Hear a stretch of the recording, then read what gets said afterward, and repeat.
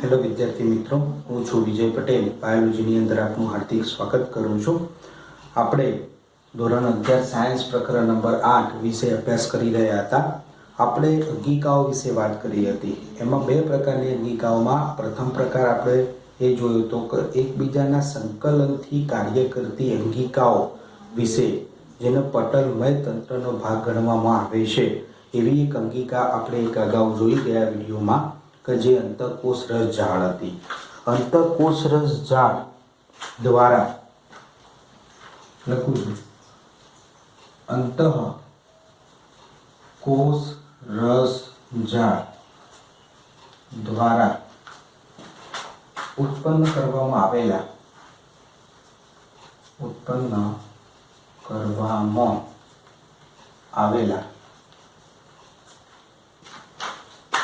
વિવિધ પ્રકારના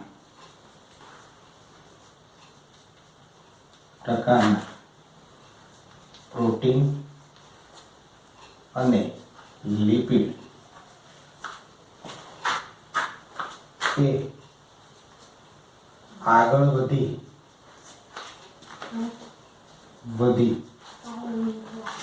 તેનું બંધારણ, પ્રોટીન અને લિપિડનું બંધારણ વધુ ને વધુ એ મજબૂત થઈ જાય એનું પેકેજિંગ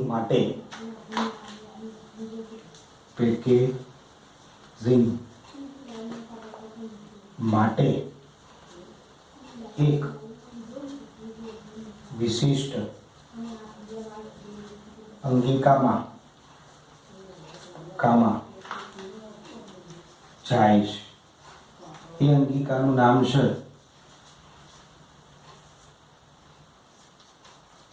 ગોલ્કી કાય. કઈ અંગિકા? ગોલ્કી કાય. તો અંતઃકોષ રસ જાળ પછી બીજી અંગિકા કઈ આવશે? ગોલ્કી કાય આવશે. અંતઃકોષ રસ જાળ દ્વારા ઉત્પન્ન થયેલા એ વિવિધ પ્રકારના પ્રોટીન અને લિપિડ હોય, એમના બંધારણની અંદર વધુ ને વધુ પેકેજિંગ કરી શકાય, વધુ ને વધુ એ ઘટ્ટ એને બનાવી શકાય.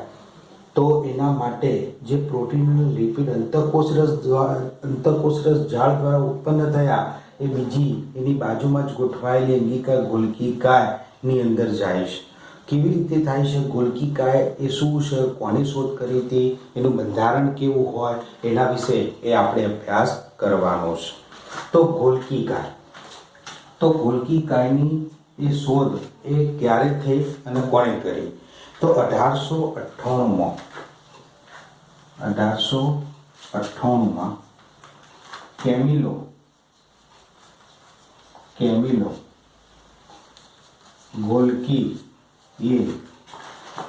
ગોલ્કી કાયની શોધ કરી હતી. ગોલ્કીએ શોધ કરી. તેના નામ ઉપરથી જ એ અંગિકાનું નામ શું પાડવામાં આવ્યું? ગોલ્કી કાય. હવે આ ગોલ્કી કાય અંગિકા ક્યાં જોવા મળે છે? તો કોષ કેન્દ્રની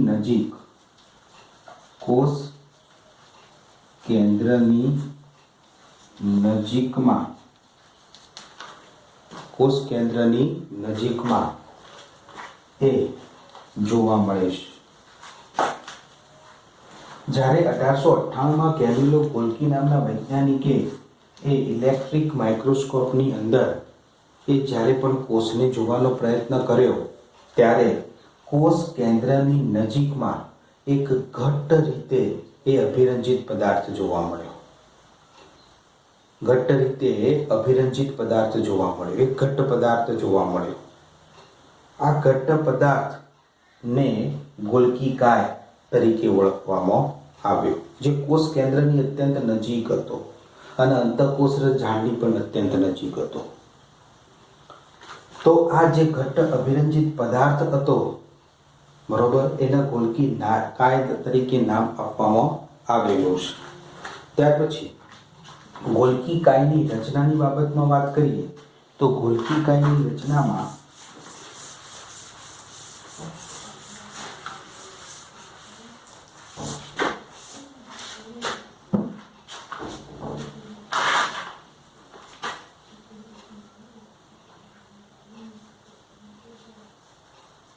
ગોલ્કી काय ए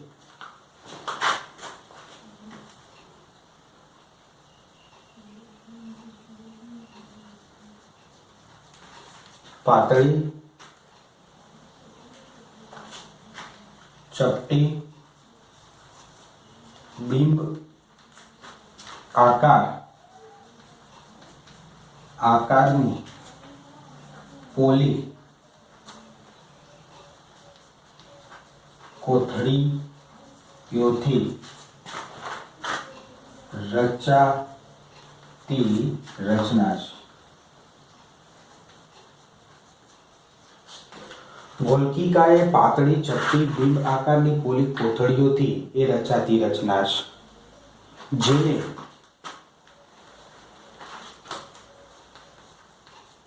સિસ્ટર્ની તરીકે ઓળખાય છે.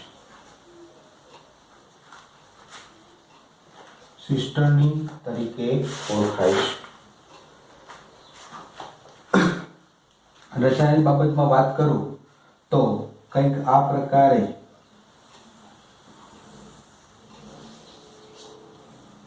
આ એક સિસ્ટર્ની છે. પાતળી છે, ચપટી છે, બિંબ આકારે જોવા મળે છે અને અંદરથી પોલી એ રચનામય છે. તો આ એક સિસ્ટર્ની. આવી બીજી સિસ્ટર્ની એના બાજુમાં જ આ રીતે બીજી સિસ્ટર્ની હોય, એના બાજુમાં આ રીતે ત્રીજી સિસ્ટર્ની હોય, એની બાજુમાં આવી ચોથી સિસ્ટર્ની હોય. તો ઘણી બધી સિસ્ટર્ની એ ભેગી મળી અને ગોલકી કાય એ બનાવતી જોવા મળતી હોય છે. ઘણી બધી સિસ્ટર્ની એ ભેગી મળી અને ગોલકી કાયનું સ્વરૂપ બનાવે છે. હવે આ જે પણ ઘણી બધી સિસ્ટર્નીઓ ભેગી મળી અને ગોલકી કાય બનાવે છે તો ગોલકી કાયના રચનામાં એક ઉપસેલો ભાગ જોવા મળે, એક ખાડાવાળો ભાગ જોવા મળે છે. ઉપસેલો ભાગ એના અનુસંધાનમાં એને બહિર્ગોળ કીધેલો છે અને ખાડાવાળો ભાગ જેને અંતર્ગોળ કીધેલો છે. તો એના અનુસંધાનમાં એ જોઈએ તો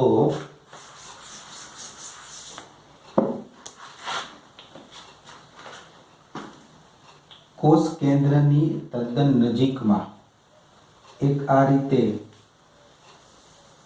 ઉપસેલી સિસ્ટર્ની જોવા મળે છે.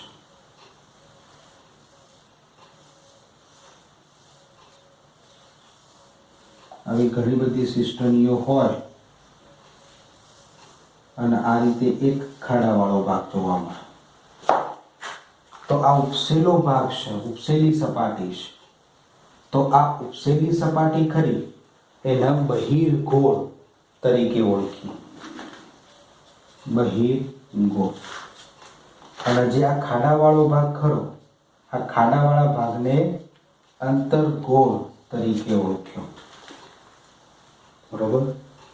આ બહિર્ગોળ વાળો ભાગ ખરો એ નિર્માણકારી પ્રદેશ છે.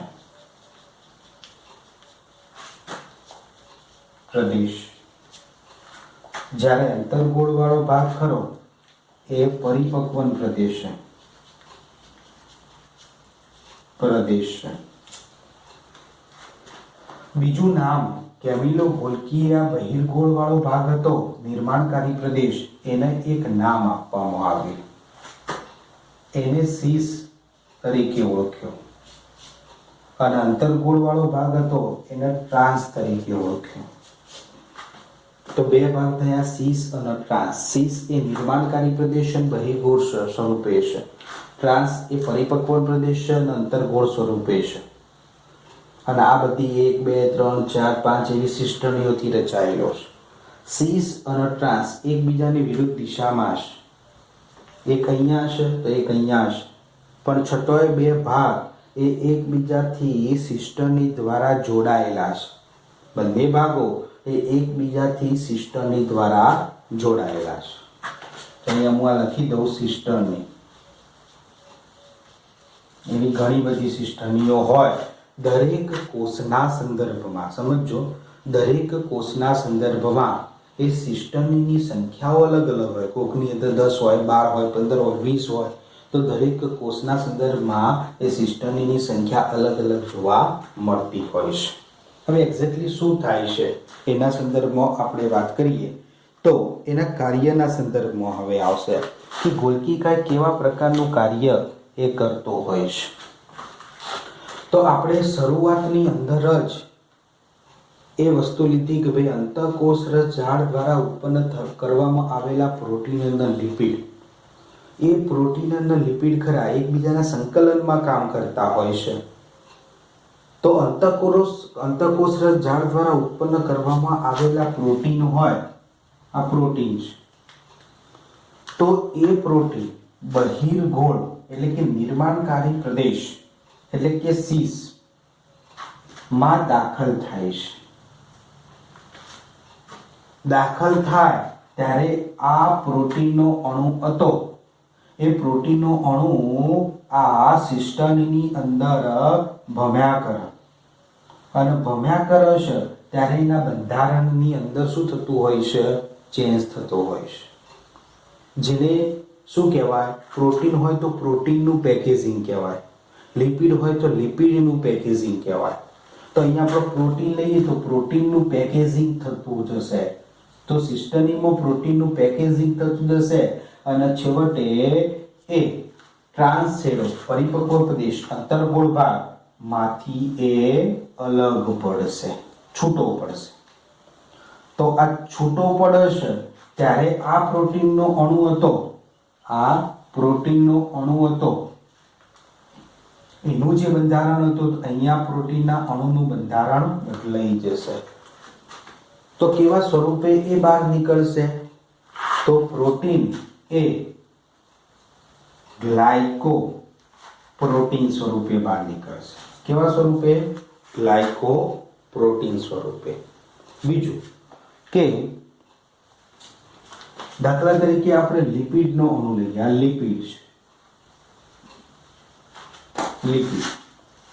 તો લિપિડ પણ એ જ રીતે બહિર્ગોળ મીન્સ શીર્ષ શેડાની અંદર દાખલ થશે, અંતઃકોષરસ ઝાડમાંથી આવેલો, અને એ સિસ્ટર્નીની અંદર ભમ્યા કરશે અને એના પેકેજિંગ થશે. પેકેજિંગ પછી જે પણ લિપિડનો અણુ બહાર નીકળશે તો એને તમે ગ્લાયકોલિપિડ તરીકે ઓળખી શકો છો. શું કહી શકો છો? ગ્લાયકો એ લિપિડ તરીકે તમે એને ઓળખી શકો છો. અહીંયા તમે એક વસ્તુ સમજી શકો છો કે આ જે પણ એ ગોલ્કી કાય છે એ ક્યારે કાર્ય કરી શકે? કે જ્યારે અંતઃકોષરસ ઝાડ કાર્ય કરે. અંતઃકોષરસ ઝાડ દ્વારા ઉત્પન્ન થયેલા એની જે નીપજ કરી એ ગોલ્કી કાય પ્રક્રિયક તરીકે વાપરે છે. જો અંતઃકોષરસ ઝાડ કાર્ય કરવાનું બંધ કરે, એ પ્રોટીન અને લિપિડ ઉત્પન્ન કરવાનું બંધ કરે તો ગોલ્કી કાય એ કાર્ય કરી શકતી નથી. તો ગોલ્કી કાય હવે શું કર્યું? ગ્લાયકોપ્રોટીન અને ગ્લાયકોલિપિડનું નિર્માણ કર્યું. હવે આના પછી એક ત્રીજી અંગિકા સંકળાશે. સંકલનમાં જે કાર્ય કરતી હશે એ અંગિકાઓ આ ગ્લાયકોપ્રોટીન અને ગ્લાયકોલિપિડનો યુઝ કરશે અને એના દ્વારા એ કંઈક નવી રચના બનાવશે.